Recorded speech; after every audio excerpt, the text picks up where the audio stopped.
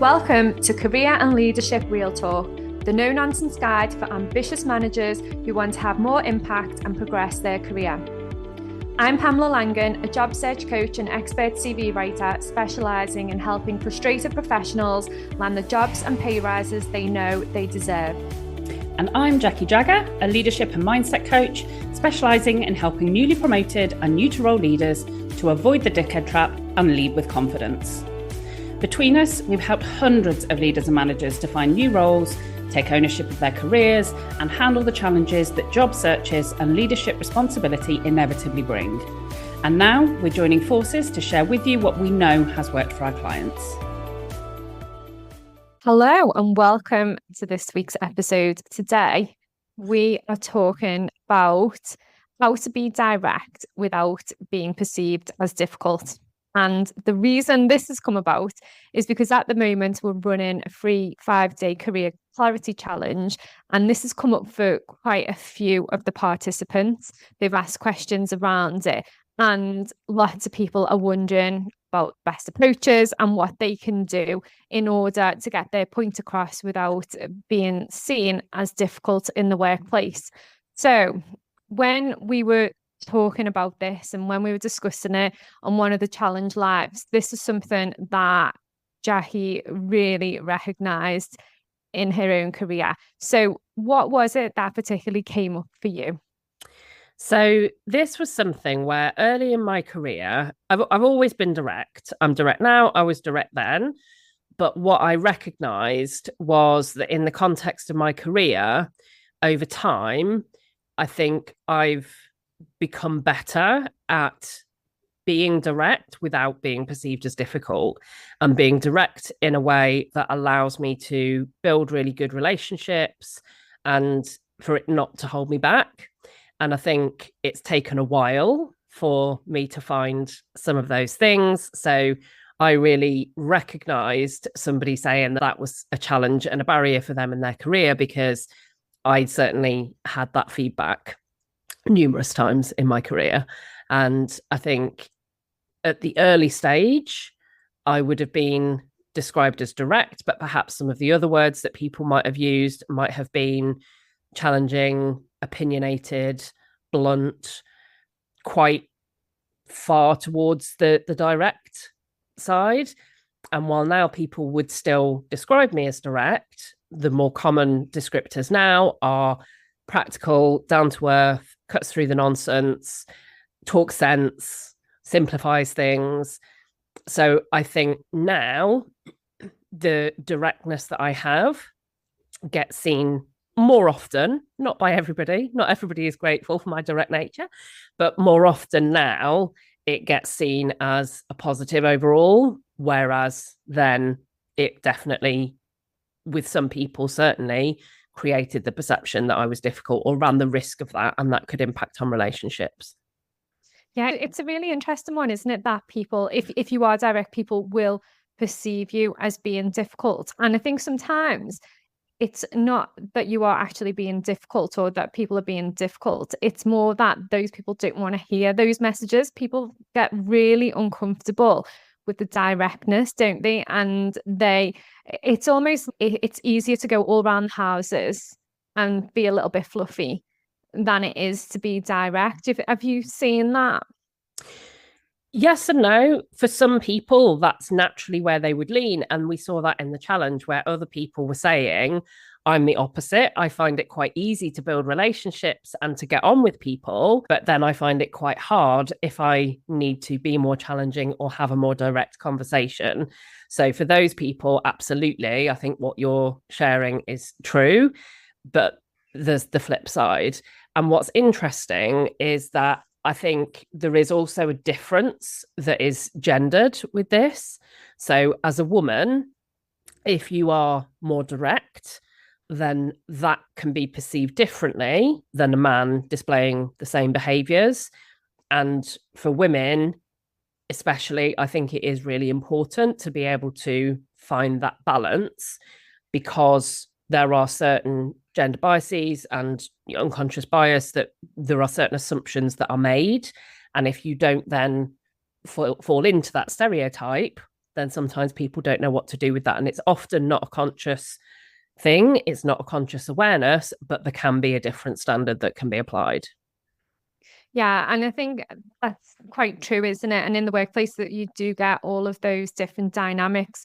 And one of the things that come up for me during my career was it was a different kinds of directness. So I was really good at building relationships in the workplace, and I created a really big and strong network within the organization that I worked at. It was quite a big organization. And I was seen as somebody who could get things done because of those relationships. But when I held meetings, I was very direct, and it was like, everybody in, let's go. This is what we're going to do. This is the agenda. Let's go. Now, lots of people didn't like that either, because the feedback that I got was that I don't build enough rapport with people. Yeah, I did have that rapport outside of the room, but there was observations from people who thought that maybe I should say talk about the weather, people about their personal lives, just to build that rapport the start of the meeting. So I think there's a few different ways, isn't there, that you can look at directness, and also the relationship building aspect as well. And it's almost separating those, because when we were talking about this earlier, we were saying like you can build those relationships outside of those situations, and you can nurture those relationships outside of those situations. And then that should hopefully make it easier when you're in those situations and you do need to be direct. And I think, what would you say some of the things are that people can start to do to think about being more direct and strengthening the relationships? So if I think on the things that I particularly instigated and implemented in my own career that I think were really beneficial, probably the top one, which won't be a shock given that I'm a coach, was listening more and being more curious about other people's perspectives. So I have always been interested in what makes people tick, the psychology of why do people behave the way they do in the workplace and outside of it. And so for me, listening and being curious about other people's perspectives, what is their perspective? Why do they hold that perspective?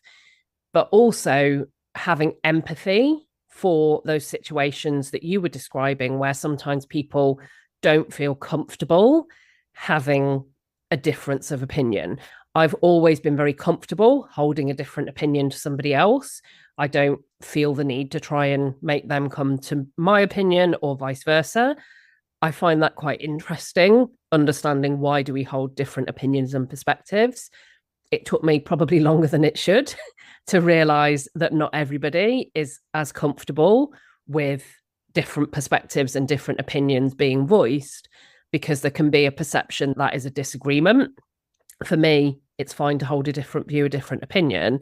So I think it's that combination for me of listening and being curious so other people feel heard, and that reduced that sense of me being described as opinionated, because although I hold strong opinions, I'm also really interested in other people's. And then the balancing side to that was also that empathy, that recognition that if somebody doesn't feel comfortable with having differences of opinion voiced, then that could feel a little bit tricky, a little bit wobbly for them in that situation. I totally get that, and have seen that a lot. And I suppose many of our listeners will relate to that as well, because it is just being aware of when you are being direct, like almost gauging the situation, isn't it? And seeing how is that other person responding? How are they coming across? How are they reacting or responding to that information? And then thinking about, okay, what else does this person need?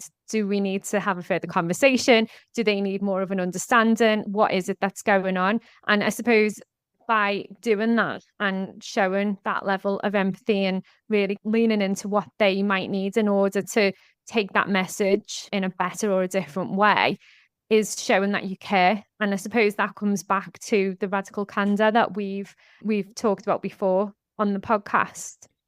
Completely, it does. And when people feel that you're invested in that relationship because you care about them as an individual, then that can feel very different to be on the receiving end of direct communication than if it's somebody who doesn't really know how to take that. And that's the whole point within the radical candor framework, is that where you have that care for somebody individually and where you have more of that personal relationship, then that allows for more clear communication, more direct communication, because it's not either or, it's building both in. Yeah, and I suppose as well, it also depends on you and how you like to receive communications as well. Because for me, I love a direct communication. When somebody is really clear and direct with me, that really helps me to understand what we need to do, what needs to happen. But at the same time, I also realize that on some occasions, you might even feel like you're being attacked by that person if they are coming across as really direct, and sometimes it can feel quite aggressive. And I think in those situations, maybe that person hasn't mastered the art of being direct and really thinking about how their message is being perceived. And I think sometimes people can take offense if somebody is really direct as well and think that person is getting at them and feeling that is really out of order the way they've spoken to me. And sometimes I think it's a case of breaking it down and going, okay, what was the message? Was there anything, in that message that they either shouldn't have said or that was particularly aggressive? What was that? And then when you start breaking it down and then thinking about it in more detail, and then you go, okay, this was the message they were trying to get across. And maybe it was their tone, maybe it was the delivery, maybe it was the form of delivery that didn't work for you. And then maybe breaking that down and thinking about the elements of that, and maybe even having the conversation with somebody and just saying, totally appreciate your directness, but it felt a bit fill in the gap type of thing. And having those conversations with people to help with those future communications, because sometimes I think you can be really direct with your communication, but sometimes you don't realize how it's affecting people, and you won't know until they say, or until you become self-aware enough to go, how is that person responding? What was their body language like? That kind of thing. And you don't always have all of those cues. So one thing that came out from the discussion when we were talking about it in the 5-day challenge was the importance of not just what you're saying, but how you articulate and communicate that message. And that is broader than just the words you use. It's when do you say it? In what form do you say it? Do you say it when there's other people there? Do you say the same thing, but say it privately where it might not feel quite the same? And I feel like with this, it's very important to be intentional about your communications and be aware and look for those cues in other people. So if you are mindful that you are someone who is quite direct, then it can be really helpful to look for the cues and signals in other people that your message hasn't landed. Often those cues are emotional. So they may respond in a way that you perceive is defensive, and that can be a sign that your message hasn't landed as intended. I remember years ago with a member of my team where something had just happened, can't remember what the exact situation was, and it was an email and they were about to reply to the email. And I said, before you send that email, what do you think that person is going to do? If you were the person that was about to receive the email you're about to send, how would you feel and what would you do? And they looked at it and were, oh, yeah, not great. So we then backtracked and said, and what do you want that person to do? And then how do they need a response constructed in order for them to do that? So being really mindful of what's your intent with communicating, because direct people can sometimes be direct because they want to get it out. And sometimes it might not be appropriate to get it out. You might not need to have an opinion on that thing. It might not be your thing to have an opinion on. And I've certainly been guilty of that in the past, of expressing opinions at times where I really didn't need to express an opinion. And again, I think that curiosity can really help in those situations where you can almost become a facilitator. If you can perhaps see that something isn't going in the direction that you expected, or where you feel like, hang on a minute, that solution that's been proposed is clearly ridiculous, but it's not your decision or your solution to own, then rather than stepping in and saying something quite blunt or direct, it can be that opportunity. In the episode we did about how to show you can think strategically, you can be the person to say, so if that's the problem we're trying to solve, how does this solve that problem? And so instead of you saying, this is a stupid idea, it's never going to work, you can then facilitate other people's thinking, as opposed to a direct style of communication and just expressing yourself always being the relevant thing. Yeah, and that's a key point, isn't it? Because if you start to become aware of it, because you'll probably know if you are direct, if you are a direct communicator, and there'll be many different reasons around why you communicate in that way, why that's your preferred style of communication.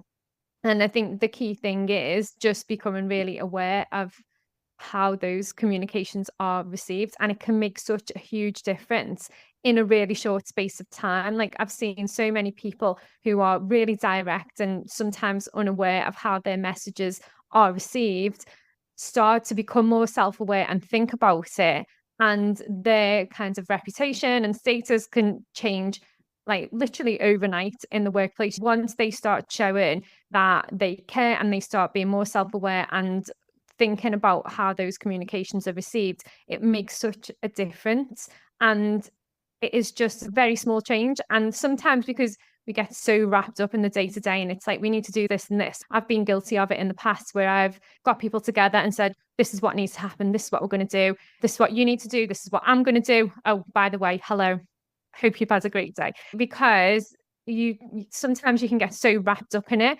But in order for that to land in those situations, people used to laugh and be like, hi, nice to see you this afternoon or something. But I already had the relationship in place. So it's almost like thinking about who is in your team, who are your key stakeholders, are you building relationships with them outside of the tasks that you're doing on the day to day?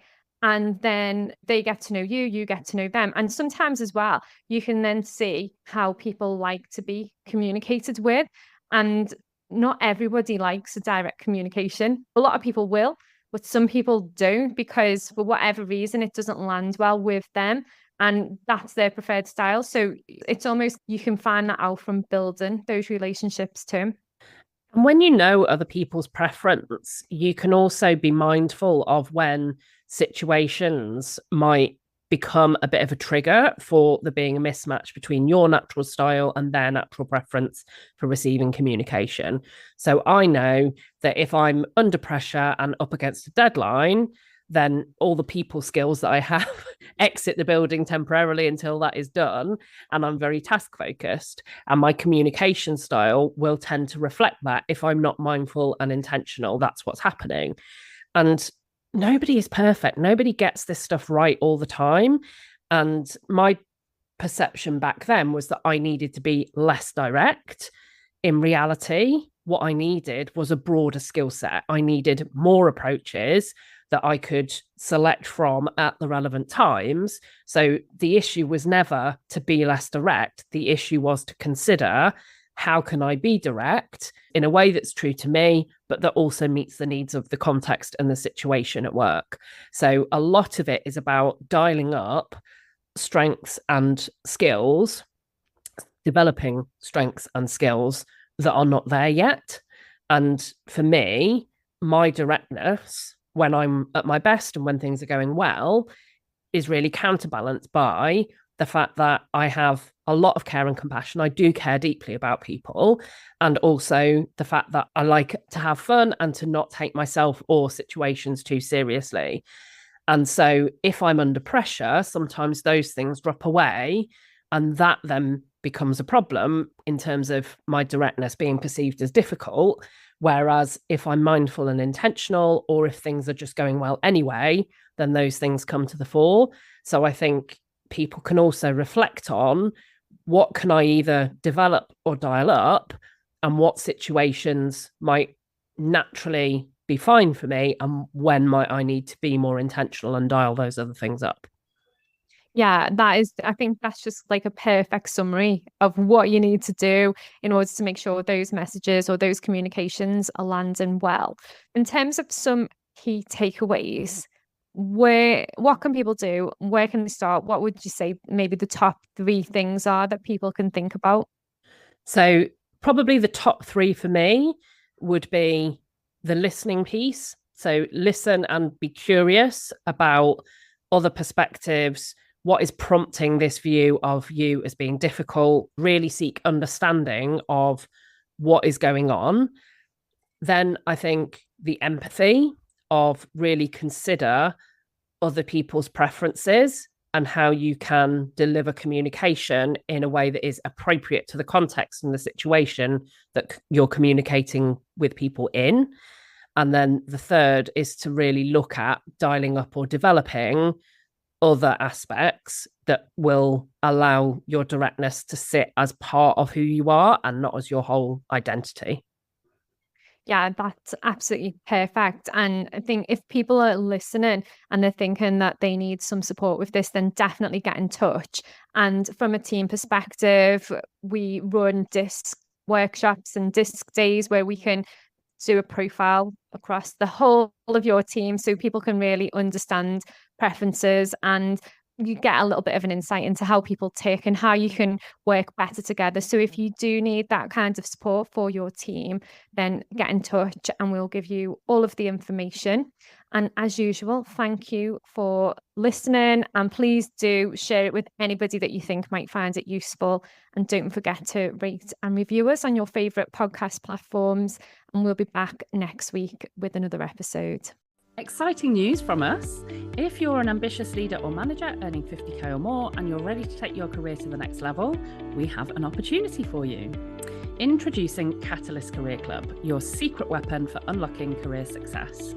As a member, you'll get access to monthly live training sessions, exclusive job opportunities, and the ability to get personalised advice from us on your toughest career challenges. We've helped thousands of driven leaders like you secure significant pay rises, land dream roles, and thrive in their careers. And now we want to support you in achieving your most ambitious career goals too. Membership is just $6.99 per month with no contract or tie-in. And as a special bonus for being our podcast listeners, you can use the code podcast at checkout to get your first month for just £1. Head over to pamelalangan.com/Catalyst Career Club to sign up now, and we'll see you inside.